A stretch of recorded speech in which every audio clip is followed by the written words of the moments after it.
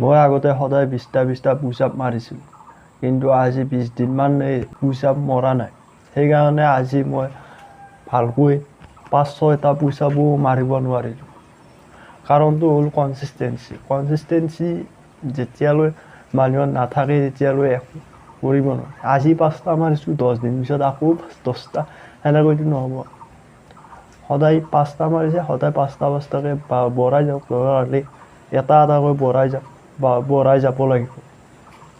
আজি 5টা, কালি 6টা, পৰহি 7টা, সেনেকৈ এটা ডেইলি বঢ়াই পুশ আপ। আৰু যিকোনো কামৰ ক্ষেত্ৰতে কনচিষ্টেণ্ট হোৱাটো জৰুৰী। দৌৰা, খোৱাটো এটা টাইমতে ডেইলি এটা টাইমত খাব লাগে। বডিটো আমাৰ নেচাৰৰে টাইমত খোৱা, টাইমত ৰাতি শোৱা, ৰাতিপুৱা টাইমত উঠা, সেইটো কনচিষ্টেণ্ট থাকিব লাগে।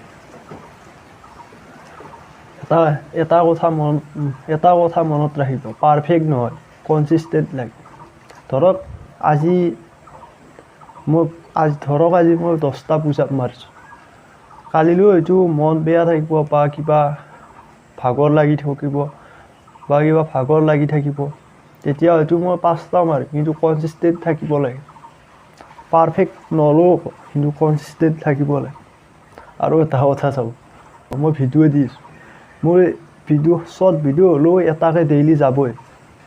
শ্বৰ্ট ভিডিঅ' হওক, লং ভিডিঅ' হওক, ডেইলি এটাকৈ যাবই। পাৰফেক্ট নহ'ব পাৰে, ভিডিঅ' কোৱালিটি ভাল নহ'ব পাৰে, কিন্তু কনচিষ্টেণ্ট থাকিবই। কনচিষ্টেঞ্চি হৈছে মানুহৰ ছাকচেছৰ এটা মূল মন্ত্ৰ।